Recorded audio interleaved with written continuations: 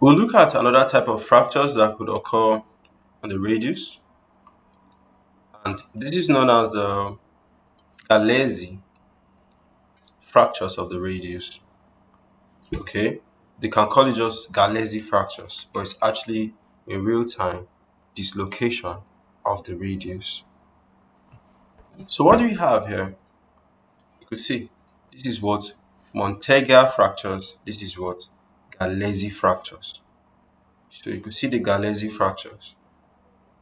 Okay, so Galeazzi fracture, we say that it's actually an injury and it's involving a fracture of the radius shaft. That's usually in the distal or middle third. Do you understand? So together with dislocation or instability of the distal radioulnar joint.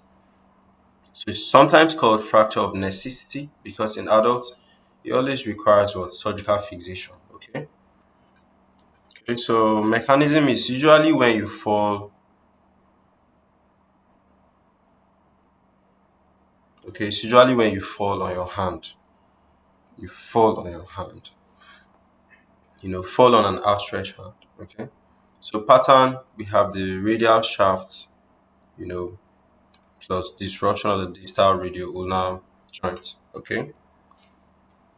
So types we have the dorsal Galeazzi, which is the ulna is displaced to the back. We have the volar Galeazzi where the ulna is displaced to the front.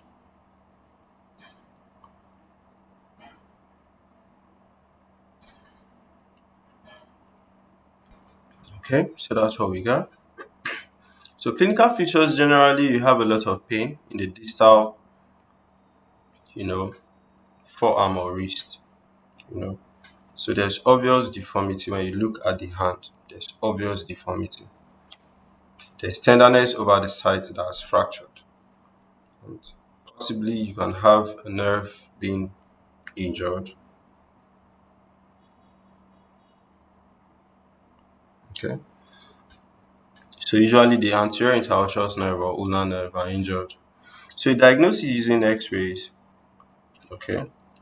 You can use X-rays. And you also look for the radial shaft fracture plus widening of the malalignment of the distal radioulnar joints. So management in the adults, initial stabilization with splintings and analgesia is needed. Then definitive treatment is open reduction and internal fixation of the radius. So distal radioulnar joint is stability is checked intraoperatively.